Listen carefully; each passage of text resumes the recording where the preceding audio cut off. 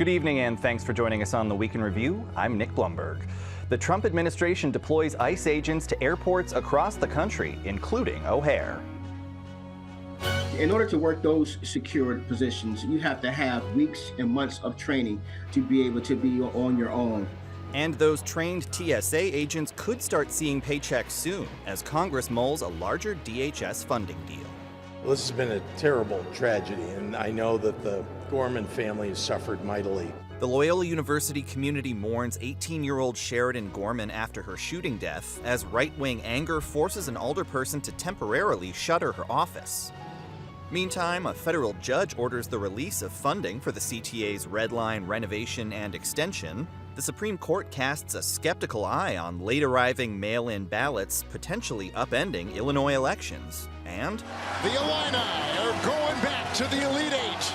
Illinois topples Houston to land a second Elite Eight appearance in 3 seasons. And now to our Week in Review panel. Joining us are Crain's Chicago business contributor Dan McGrath, Talia Soglin of the Chicago Tribune, freelance journalist Brandon Pope, and Madison Saavedra of Block Club Chicago. Thank you all for being here. Busy week, as always, so let's get right to it. Talia, we saw ICE agents arrive at O'Hare Airport, among others, as we just mentioned. We just heard from the local TSA union president who said, you know, these agents aren't trained for airport security. What do we know about what they're actually doing? Yeah, you know, so TSA agents have been working without pay for almost 2 paychecks now, although it seems like they may start getting paid on Monday. You know, I spoke to that union president earlier this week, and he said, you know, some of these people are staying in their cars at the airport overnight because they don't have enough gas to get back and forth. Meanwhile, Trump deployed ICE agents to airports because a lot of these TSA agents have been calling out of work. Less so at O'Hare than at some other airports, but still seeing some call-outs. You know, my colleague Jake Sheridan went to the airport earlier this week, and he saw them kind of standing in pairs, the ICE agents, that is, sometimes talking to TSA agents, some of them on their phones. Later in the week, it seemed that some of them were getting trained a little bit to look at IDs at some other airports around the country, but it's not entirely clear, you know, what they've been doing. Yeah, that on-the-job training is not necessarily ideal it's like here. when he called out the National Guard to assist with crime prevention. These guys aren't crime fighters. They don't patrol the streets. They ended up picking up trash in D.C. when they were told to do a job they're just not prepared or trained to do. Yeah, it's kind of silly. I think the president probably knows that by threatening ICE, which already is a pretty hot button issue in Chicago. I mean, we saw ICE agents at the airport in the fall, but obviously for a completely different purpose. They were, you know, detaining rideshare drivers and stuff like that. So the administration has to know that throwing around stuff like that, like threatening to send ICE agents, gets people listening, but also worried. Trump also expressed, though, that he hopes that this could be a little bit of a rebranding or image repair for ICE agents after he admits things escalated and things went to a way he didn't want. But then again, what are they actually doing to have that image be repaired, other than just, from what I've seen so far, hanging around and monitoring the situation? Yeah. Well, and just this afternoon, the House rejected a DHS funding deal that the Senate had approved, but the president signed an executive order to pay TSA agents with checks possibly going out as early as Monday. You know, do we know what took them so long to come up with this solution? It seems like classic politics here at the end of the day. The Democrats put on the table a bill that would just fund TSA. The Republicans saying, no, we want to add in the Save America Act at the behest of President Donald Trump. Of course, that rankles people as you throw more things in. There's more things to disagree with. What seems to really move the needle here was a Delta that ended up saying we're not going to be allowing any exemptions or special privileges for members of Congress at the end of the day. All of a sudden, we get some movement here. Yeah, classic political Funny pressure. how that works, right? Happen. People don't want to lose their gold star status or whatever they have. Well, you know, and it was interesting, Talia, Madison mentioned this, we've heard from a lot of local leaders pushing back on this deployment, saying, you know, are they here to help or are they just to intimidate, even try to make arrests, perhaps?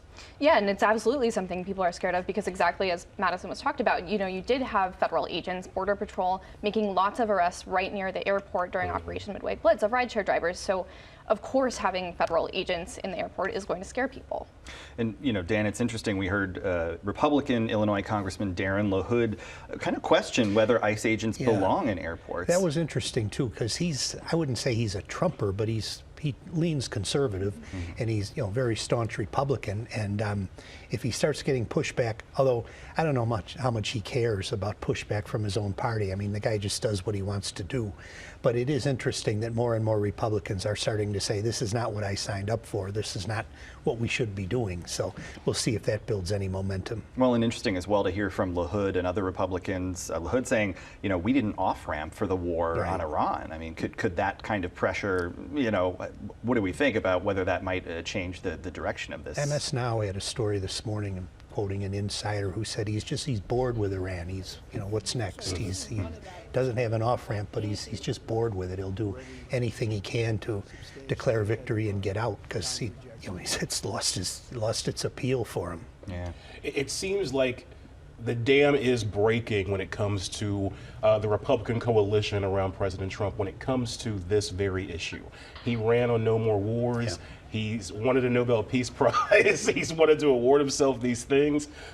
Yet, according to what many people in Congress and Senate have said, that closed-door meeting that they talked about, boots on the ground was floated as a possibility. And people like Congresswoman Nancy Mace, who's a big MAGA supporter, has come out publicly and said, I can't get with that. And I think that's going to be the case for a lot of Republicans as more and more start to speak out. It's a permission slip for others. That's a political problem for Trump and for this caucus as they look into the midterms in 2026. All right. Well, turning to a local story that's gotten a lot of attention, Madison, the shooting death of Loyola University freshman Sheridan Gorman. We just got word that the suspect in that was denied pretrial release today. Some of the attention around this ended up causing threats to Rogers Park alderperson Maria Hadden. Tell us how that got so heated. Yeah, so this shooting has garnered a lot of national attention after local police officers arrested and ultimately charged a 25-year-old man with Gorman's death, because the Department of Homeland Security made public that the man is a migrant from Venezuela, which as we know, is a very hot button topic in national news, especially when it comes to sanctuary cities like Chicago, sanctuary states like Illinois. And the alderwoman, before charges were even made against this individual, the alderwoman made a public statement where she described the shooting, while answering a question, she kind of described it as a wrong place, wrong time kind of thing, suggested that maybe Gorman and her friends had startled this individual, she was speculating what could have prompted this seemingly, random targeted shooting, trying to tell the Rogers Park community that they didn't have to be concerned. But her comments did not land well with a lot of national conservative media. Her comments went viral, and she ultimately said that she had to close her ward office, neighborhood ward office, because they were getting inundated with emails and calls. She said mostly from out of state, conservative, anti-immigrant, anti-sanctuary city callers, but she said because of those threats of violence and out of abundance of caution, she has closed the office. And she did apologize for her comments, saying that she was never intended to try to dismiss or victim blame, and she apologized for any additional pain that she caused. I mean, this is a horrific incident, and yeah, Gorman's family and friends, I'm sure, are still in shock, and the Rogers Park community is still reeling. Yeah, and we've heard from some of the Gormans saying, we don't want our daughter's death to be, politicized, to become part of these arguments here. They want action, they want real conversations happening, and we'll have to see what kind of follows a lot of these politicians' remarks on it. All right, some other big city news this week. After a months-long search process, we got word yesterday the Chicago School Board has chosen Macklin King to go from interim CEO to permanent CEO. Brandon, how frustrating do you feel like this process has been for parents and families and students, just all this back and forth on candidates? Well, probably the most frustrating part was that this has been billed as a process that's supposed to be open to public input and community input. All of a sudden, never mind. We're gonna go ahead and just rubber stamp our own. You've also had concerns from those who were of the elected school board type of variety. They put out that open letter previously, feeling that the mayor had interference in how this all went down. So if you're a community member, you probably do feel like at this point, did you get much of a say when it comes to this? It doesn't seem like you did. Building-wide search. Building-wide search, yes. A Chicago classic. Although certainly someone, with a lot of experience in the field. But she might be good. qualified, Yeah, she might be good. Yeah, and she was a principal. Yeah, She absolutely. understands CPS. Yeah, she's she has the classroom knowledge. principals. And that may actually benefit her and benefit the district more than having someone come from New York City or Right. Baton Rouge or another district. The challenges for CPS in Chicago are so unique. This is a different type of beast than any other. I'm preaching to the choir here, right? So I think having someone with that experience and that background who knows the systems right now, it could be a plus. Yeah. All right. Another big story this week, Talia, a federal judge ruled to at least temporarily release funding for these major CTA red line projects. What are the details there? Yeah, so this is about $2 billion. Most of it is for the CTA's Red Line extension, which is this long awaited project to bring the Red Line from 95th Street to 130th Street. That's something people on the far south side have been asking for years to get CTA rail access. The CTA was doing early site work on that already, and they plan to break ground early this year. But in October, the federal government froze the funding for that project, setting an investigation into racial preferences in contracting, which meant that the CTA could continue doing work, but they couldn't get any federal money reimbursed for the work that they were doing. So they sued over that last week. And then we saw this week federal judge Thomas Durkin saying, yes, I'm going to order you, the feds, to release this money. You can't be doing this, at least for now. And so the CTA is going to get their money, at least for the next little bit. Yeah, about $115 million worth, so not chump change so far. All right, well, the Tribune also had a big investigative piece about assaults on CTA passengers and employees and how it compares to some of its peers. How does the CTA stack up?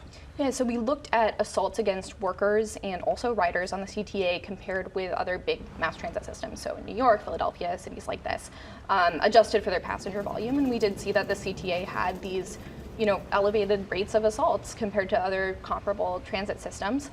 This comes as they're still under pressure from the feds on crime and also from local officials who have their own concerns. I do want to note that there's not one story on CTA crime. Overall, FBI classified serious crimes are down, but we do see these, assaults. They have a problem there. So it's not just one story, but it's definitely, a problem that we identified. Yeah. Is there still a transit detail? Do police still ride the trains? Yeah, and the CTA has also beefed up that detail, kind of at they the have behest. a K-9 unit that I see. There's a K-9 unit, and there's Chicago Police, and they've pointed to achievements they've made in lowering rates of crime, including these assaults on transit workers, since they beefed up that security in December. Yeah, and of course there's a whole new security apparatus that's going to be coming into place with the newly merged transit agencies that we'll soon-ish be living with, so it'll be very interesting to see what comes of that. All right, well, the Supreme Court heard arguments over mail-in ballots that arrive after Election Day. A lot of the court sounded pretty skeptical. Dan, how much upheaval could this cause in Illinois and other states that take these ballots? Especially in Illinois. And I mean, Trump himself votes by mail. This is all part of that. He's trying to, reduce the voter rolls. And it's very transparent what he's trying to do. But you're correct, it would disrupt the whole system. And, there are older people, there are people who travel, there are military people. There are a lot of people who have to vote by mail. You just can't get to the polling places. And it doesn't make any sense, because in every single case that's been brought alleging fraud in 2020 and 24, they've never proved anything. There's never been a documented instance where they could prove that voter fraud took place, and yet he continues to insist that mail-in ballots are corrupt, and there's just no evidence to support it. The other issue too is you can't guarantee that the ballots get mailed into the place they need to get counted by an election day deadline. You're bound to have no matter what. Right, you're at the mercy of the postal system. Exactly, Yeah. and we all know that the Postal Service be at the mercy of that. Yeah, good luck. Yeah. So that raises, clearly, that's disenfranchisement. You're cutting people out of the process and the system when it comes to that. Well, there was more pushback this week from Cook County State's Attorney Eileen O'Neill Burke. A lot of folks have been calling for a special prosecutor looking into misconduct by federal agents. But, Madison, essentially, she's doubling down and saying her office really has very limited authority here. Yeah, so she has repeatedly said that it's not something that her office can do. I think that's really frustrating for advocates who really want to see people held accountable, but don't seemingly have this method easily available to see any justice served for the Chicagoans who, were at the receiving end of, probably some misconduct by these ICE officials. But like you said, the state's attorney has doubled down. I don't see her line changing anytime soon, but I imagine that advocates would like to see, some county, city, state officials at least do some advocating on their behalf to maybe the pathways that do exist for investigations to happen. I don't know if we've really seen that. Yeah, even if it's not at the Cook County level necessarily. All right, well, Mayor Brandon Johnson has been very vocal about the attempt to roll back the phasing out of tipped minimum wage, which this week he made good on his promise to veto, but there's now a bill in Springfield that would supersede the city's authority, including with the backing of some Chicago lawmakers. Brandon, are you surprised to see the city and the state potentially at odds again on kind of a hot button issue? It's not quite a surprise because it's kind of the pattern here. There's not much collaboration between the city and state on numerous issues when it comes to this. It's really a fascinating issue when you look at it because Brandon Johnson and his office are arguing that, black and brown women are really who this is about and who he's trying to help here. You also have black and brown women saying this doesn't help us. So it's a really meaty and weighty issue where I think you need more time to dig into it. Perhaps Springfield can do that, but collaboration between the city and Springfield, it's rare to come by at this point. Well, and it feels like too, for some folks it may work out well. It may be an economic boost to them. Yeah. For others, they're saying, I'm going to lose money on this. Oh, and the landscape for restaurants right now is really the big context here. It's very difficult. It's really tough. And prices are... You add in tariffs, the cost of things going up, it's already tough, especially if you're a small restaurant, not one of those major ownership groups. Eric Williams, who owns the Bronzeville Winery, he's been making his media rounds and he's saying, hey, I support the mayor, I understand the mission. He's saying it doesn't help us here. It actually hurts our business and our servers would actually make less money with this initiative going through. It's quite a complicated issue. Yeah. All right, well, another issue in Springfield, state lawmakers moving ahead on some of Governor Pritzker's priorities, new social media restrictions and cell phone bans statewide in classrooms. Dan, that couldn't get across the finish line last year. There were concerns about the unfair, application of discipline. Does it seem like it has better odds this time? I would think it does, and if anything else, the ruling in the Meta case with billions of dollars at stake. Yeah. And banning cell phones in classes, we do it at Leo High School, and we put them in a pouch on the door, and they can get them as soon as class is over. And we've done it for a number of years, and there really hasn't been an issue. They can get to the phone if they need access to it, but they don't have it while class is in session, and it doesn't seem unreasonable. How do parents feel about it? They've gone along. We ran it by the parents before we imposed it, and the parents were fine with it. So, it's worked for us. Not to say it works for everybody, but I was fascinated by that Meta ruling, though. It doesn't, I guess it's like big tobacco. You don't think of something being addictive, but they came up with some pretty compelling proof that even if it's not addictive, it definitely affects behavior and development and just how young people view themselves. And if you've been on your phone since you were 9 or 10 years old, it can really be an issue. I'm also curious about the argument that is kind of made from the social media and tech side that this is a First Amendment issue, and they feel like algorithms and things like that gets into First Amendment and freedom of expression. That's an interesting line to draw. And when we talk about this law that Pritzker wants to get through here, tweaks to how you got to put in your age, notifications being turned off at a certain time for young people. What is the ability of a social media company to actually do that on a state level? Would they have to do that across the board for their app? And does that violate their First Amendment rights in a sense? It really is quite a dilemma. think the Bill of Rights saw social media coming. Yeah, right. Yeah, I can't really blame him for that. Yeah, but you have to imagine the state may be facing some legal challenges if that Yeah, does go yeah. through. Yeah. All right, Talia, transportation story of a very different kind this week. Oh, God. A lot of Chicago residents familiar with the food delivery robots that have popped up in recent years, the big boxes with the googly eyes. They feel like a very love 'em or hate 'em type topic. Two of those robots didn't do their best work this week. What happened? No, two robots drove into city bus shelters and shattered them this week, Nick. And Shattered.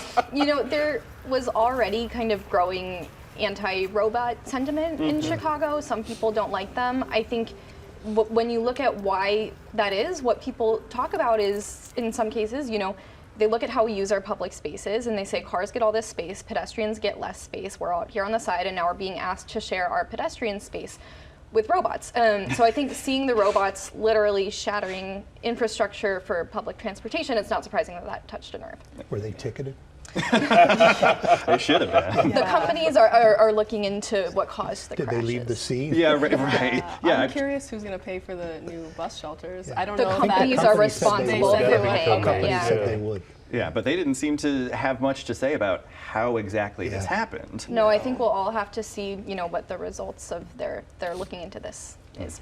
It's going to be very interesting, but yeah, they drive folks nuts, I think, a little bit. When you throw technology in the mix, things like this are going to happen. It's not perfect. There's going to be glitches, and that can cause real damage and issues. I think the It's fact quite- that quite it crazy. twice happened in Yeah. such a short period Yeah, of yeah, time, yeah. I think that also really heightened people like, are they starting to Right. take over? Like, what's happening here? Are they And, going yeah. sentient? Yeah, Yeah. exactly. It's Yeah, time to like, form an anti-robot resistance movement. yeah, Like, yeah, this is definitely like making it easier for the anti-robot contingency to have any stake in the game, or like have a foot to gosh. stand on. Roboting while under the influence. Yeah, right. I don't know. Well, and they're operating under a pilot program, so that runs until May 2027, after which point the city council would have to take action. So they're not here permanently, and we'll have to see what, you know, city leaders decide. All right. Well, Dan, the Illini are headed to the How about Elite it? How Eight. about Second time in 3 seasons. How far do you think they could go?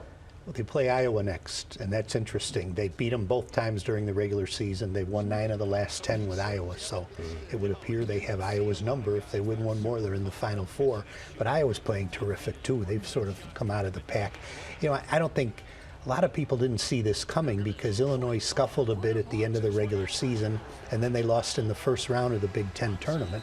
But then when the lights went on, the NCAA tournament, they've been playing really, really well. So Yeah, it seems like they've really turned it around, really he's, gelling. I mean, they can score. They've got a lot of offensive firepower, and I think Underwood's a really good coach. got a lot of size too. Yeah, oh, it's a big team. That's a big team. boys. And they got guys from overseas. Like they are packing. They've really international recruiting. They've done it just about as well as anybody. The power of this NIL era, and you know, Brad Underwood at this He's a point, good coach. Guy's Yeah. a legend. Good coach. Gotta love him. Yeah. All right. Well, to end our sports chat on a less fun note, Cubs and Sox both dropped their season openers. Baseball fans' hopes always spring eternal. What are you watching for from the teams this year? I think the Cubs, you know, you'd like to win on opening day, get everybody feeling good, but it's only one game, and it was brutal weather, and boy, Matthew Boyd just didn't have it. I mean, the Nats jumped all over him, and you know, you get in a hole early, and when the weather's like that, it's hard to come back. But I think they're going to be fine. The Cubs, I think they'll win the division. I think Milwaukee traded its best pitcher. They're going to back up a little bit. The Reds' best pitcher is injured. The Cardinals are very quietly rebuilding. And Pittsburgh is Paul Skeens and not much else. So I really do think they'll win the division. Now then they have to contend with the Dodgers and the Phillies and the Mets, and you know there's some other good teams in the National League, but I definitely think they'll win the division. White Sox move toward 500 would be Anything nice. is better than what they've been. Honestly, they have to. They can't be as bad as they've Well, been. they got an I mean, exciting new guy. Yeah, Murakami. Montgomery and Murakami, Colson. I yeah. think Colson Montgomery's the real deal too. I saw him a number of times last year. He's a good-looking young player. Yeah. And if the Murakami can help him at all, you know they'll score. Pitching though, their opening day starter is a Rule 5 guy. Rule 5 guy. If you sign a contract and you're not on a major league roster within 6 years, you become a free agent, a minor league free agent, then anybody can sign you. So the White Sox last year signed this guy as a minor league free agent, and he's their opening day starter. So Doesn't speak much to the quality of the staff. rebuilding might not be done yet, but Murakami homered for his first MLB hit, so there's a nice bright spot. No, honestly, I think they've got some young guys they're coming along with, and if they're patient with them, they'll definitely be improved. Would not be a fourth straight year of 100 losses. Let's say that. Well, it was Okay. 0 That would be losses progress. here at the table. The 4 of you are great, but we are out of time. Thank you. So our thanks to Dan McGrath, Talia Soglin, Brandon Pope, and Madison Saavedra. And we're back to wrap things up right after this. Chicago Tonight is made possible in part by the Alexandra and John Nichols family, the Polk Brothers Foundation. Additional support is provided by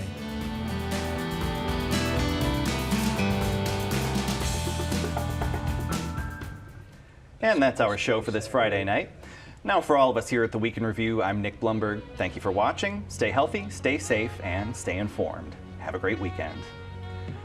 All right, you covered a building that a lot of folks have been watching go up for years. Tell us about Timeline Theater's new home. Yeah, they are officially in their new home in Uptown, right near Broadway and Argyle.